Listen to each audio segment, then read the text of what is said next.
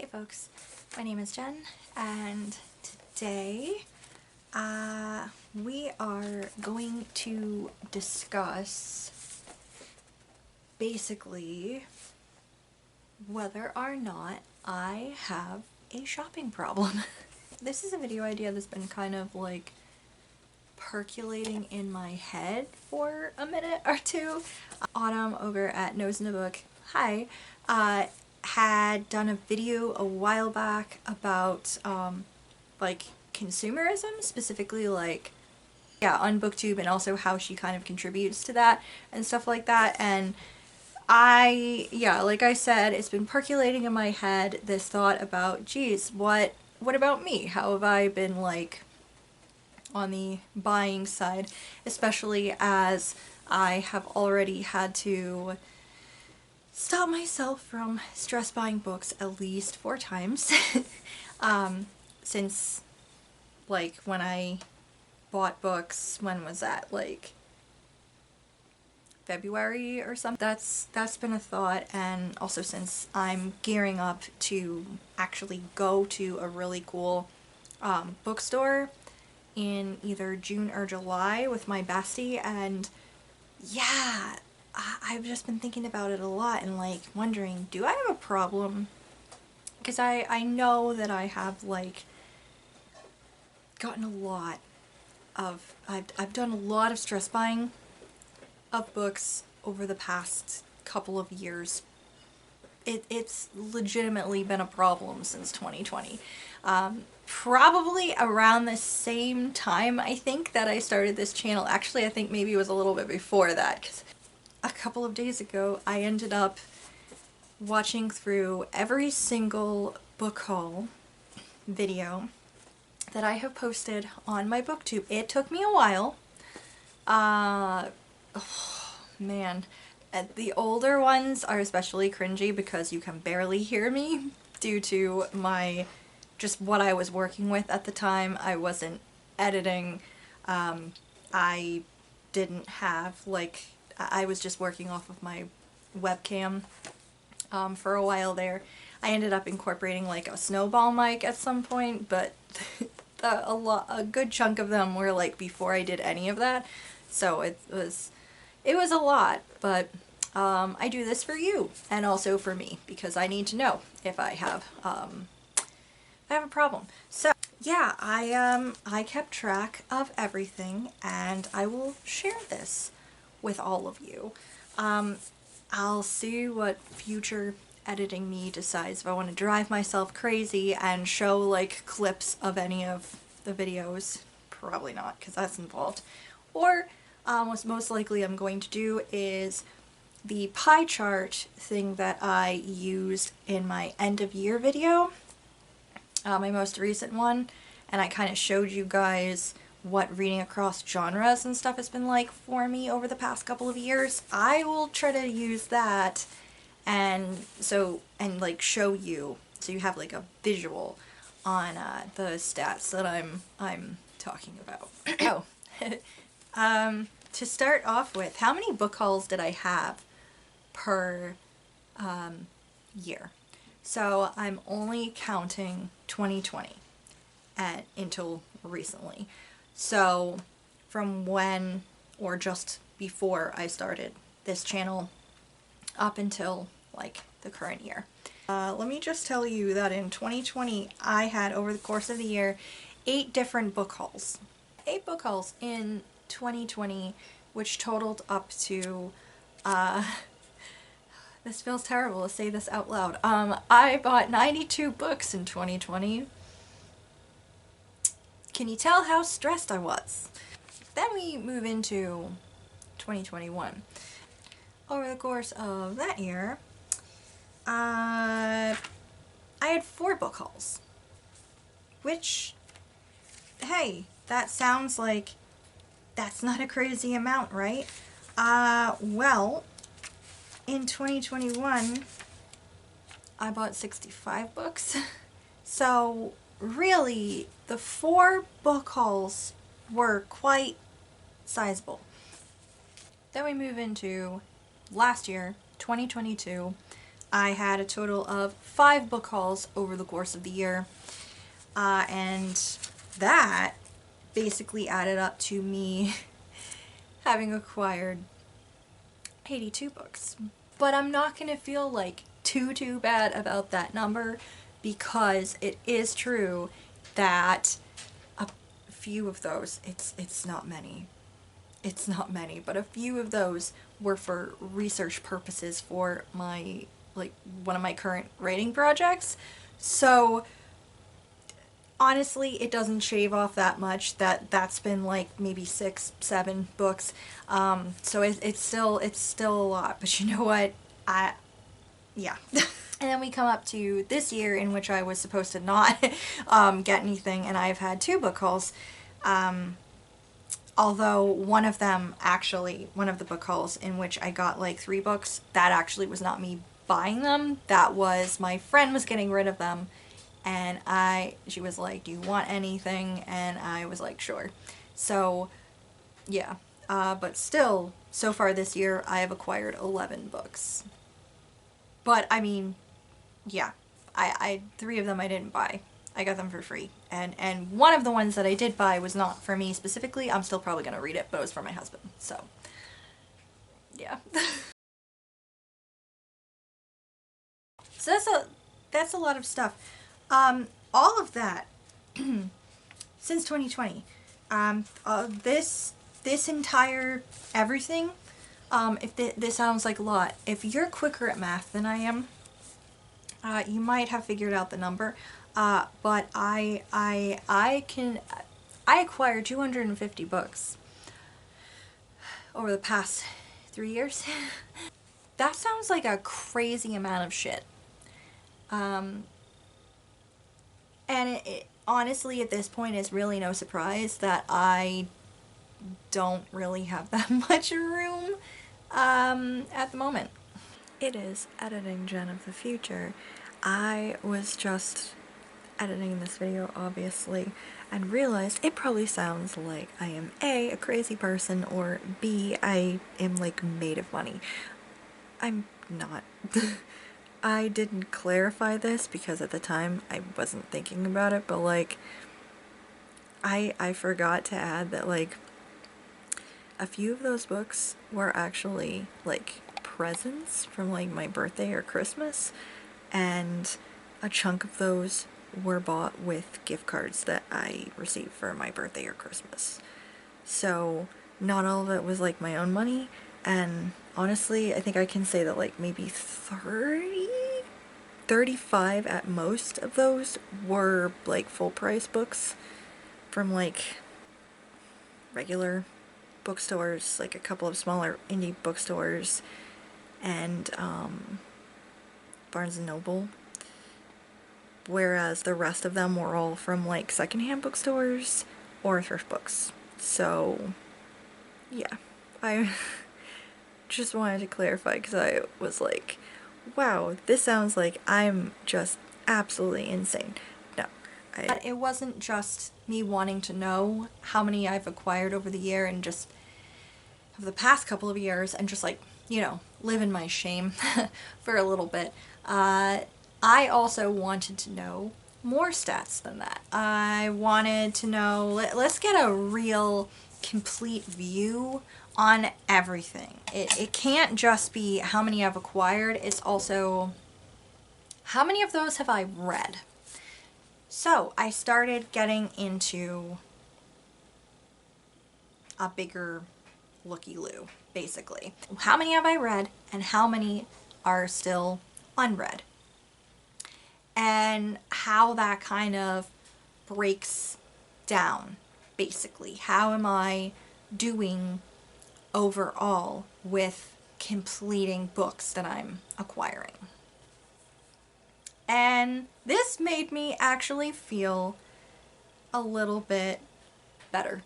Because of these 250 books, I have read 179 of them. So I'm not doing terribly. I'm not as ashamed of myself as I previously was, because that's more than half, you guys. Right? Am I doing math correctly? This leaves, of course, about 73 books that are still unread, which is pretty good overall. That factors in weird with my unread books total, I guess, because I know currently I think I have like something like 150 or 160 books that are unread. So that's a whole other like crazy box of worms there that, yeah, 73 of the ones I bought over the past couple of years are unread, but there's also a whole bunch of others that I already owned that still are unread, obviously, or they're books that I borrow from people and I really need to give them back eventually. Then I was wondering, how am I doing with knowing shit that I like? So I wanted to know, first of all, of the books that I have purchased, the ones that I have read, do I know myself well enough based on how things are? Like the breakdown of ratings. 1 star, 2 star, 3, 4, 5. Were there any that became like immediate all-time favorites? What about like dislikes? Were there, how many of those did I DNF? How many of those were like unhauls? I wanted to know the whole breakdown of that whole thing. And basically the numbers came out to pretty favorable. I know my tastes for the most part. I had 0 1 stars, 0 2 stars. I had 9 books which were unrated for reasons. I think mostly the unrated ones were because I stopped rating memoirs and autobiographies. So I think that's mostly what that was about. And then as far as other like star ratings, I had 20 books that were 3 stars. Not too bad. I had 58 4 stars and 65 star reads. And at least one of those became an absolute all-time favorite. I do have one book that I'm not sure whether to count or not because it's Count of Monte Cristo, which I did previously own another copy. I just realized that it was an abridged copy. So then I sold that one and I went out and I bought a copy that you guys saw me reading previously, which is the unabridged like Robin Buss translation. So I'm not really counting it because I was just getting like a replacement copy basically, but it still kind of counts, I guess. So how many books did I DNF out of everything that I'd gotten? And there were only 8 books. So that's not too bad. And of those 8 books, I've unhauled them because that's my rule now. If I DNF something, I can't keep it around. In general, I have unhauled 15 of the books. So yeah, 8 of those unhauled books are because I DNF'd them, and then the rest are probably because they were 3 stars. I don't always get rid of 3-star reads. Sometimes if it's like a 3-star read and I'm pretty sure that there's just no reason why I'll ever read it again or really want it around, then I'll probably unhaul it as well. You know what? I wonder how many of these books as well has ended up on my worst and best reads of the year for the past few years as well. So, of my worst reads of the year for 2020, 2021, and 2022, 14 of my newly acquired books were on that list. Which, that's a chunk. That's definitely a chunk of books. But it's not, terrible, really, if you think about it in the grand scheme of things. As far as best reads of the year, though, 32 of the books that I've acquired over the past couple of years have ended up on the best books of the year list for me. So that's pretty great because in a lot of cases these are books that brought me a lot of joy over the past couple of years, clearly, or they're books that like I feel like have impacted my life in some way, and I just, yeah.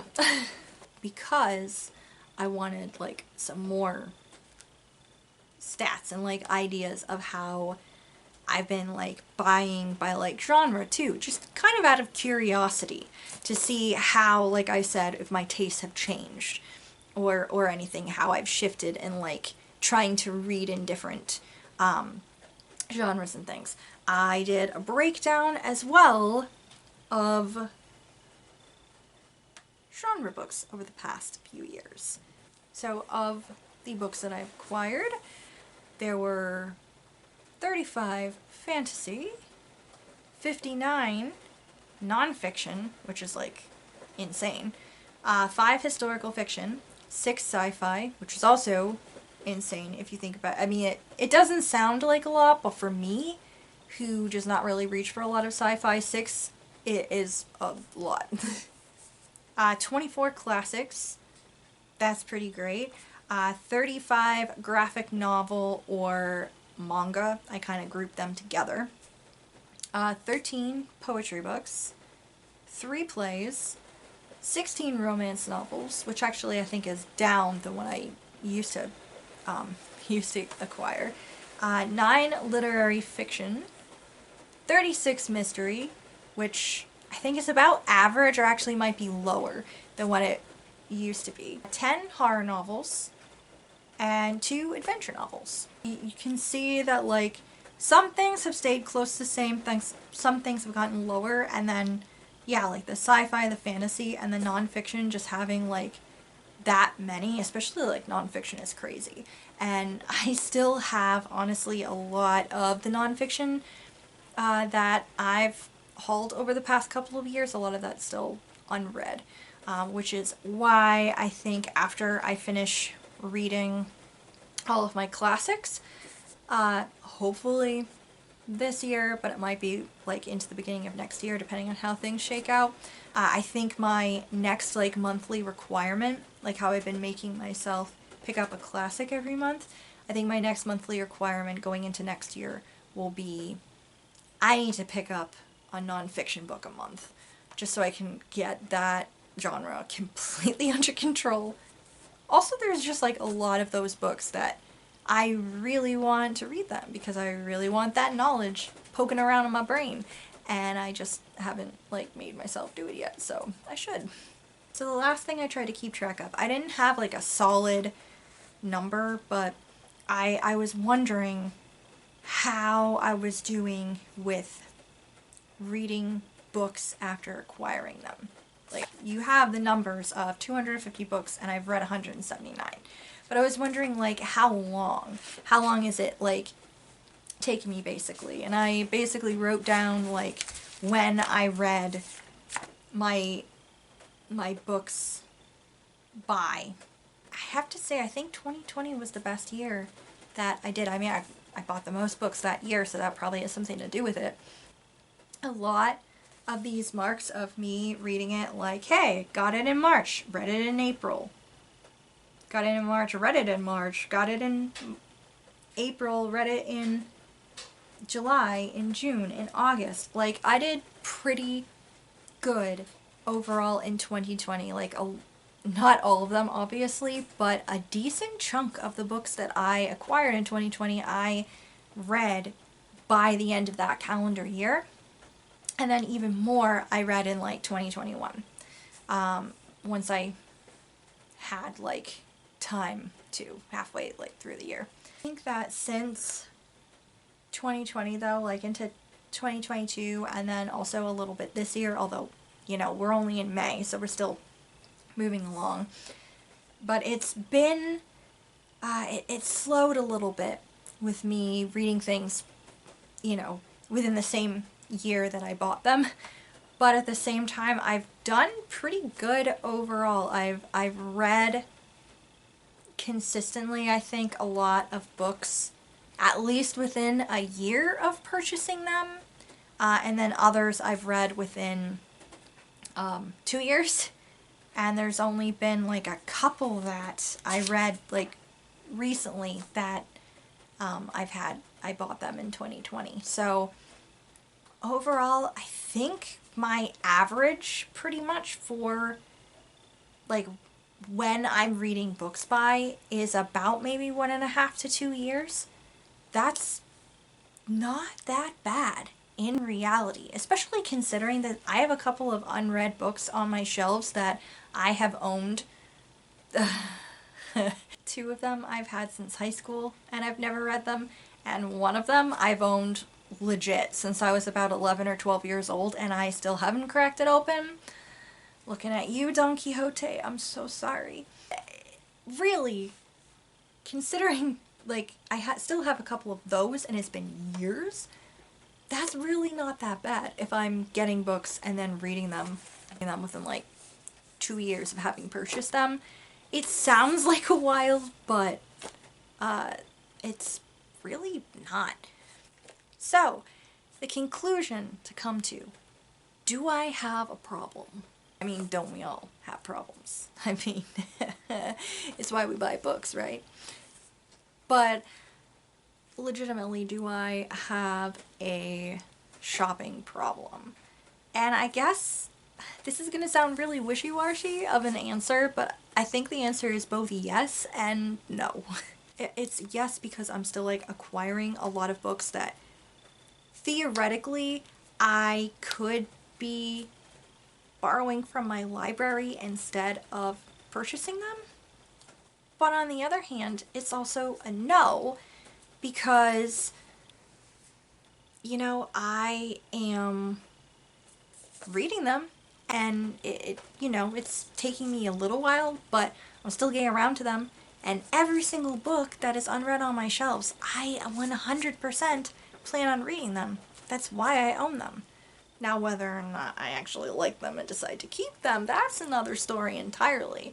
But as we can see by the numbers in here, I'm doing pretty good overall for knowing exactly the type of shit that I'm going to love. And also, I guess it's a no because people need business. There's a lot of bookshops out there that need our business, especially if they're trying to like recover from like COVID. Although I think a lot of them probably did okay if they had like online shops or something, because we're all over here hoarding books and stress buying things and saying, my god, I need to live in other worlds for a while. Still, it's good to support businesses, especially small local bookstores, which is a small, it's not a chain bookstore, it's an independent bookstore. I wouldn't call it small though, because it's like big. But that's where we're going to go. Actually, that's one of 2 bookshops that we're going to go, hopefully this summer. So yeah, conclusion, yes and no. To me definitely having or not having a problem. Thank you guys so much for watching and listening to my rambling for however long this has been. I'm kind of scared to look when I stop the video. Yeah, thank you for watching. Let me know down below what your shame is like, because I'm curious. Am I the only one who's living in this? I highly doubt it. But yeah, let me know. Let me know if you have also gotten curious about, you know, what you may or may not have stress bought over the past couple of years, or are still stress buying. I mean, it's, you know. Anyway, thank you guys so much for watching. Thank you for always watching. If you are new here, sorry for the ramble. This happens sometimes. But if you would like to subscribe, please do so down below. And I will see you guys in the next video.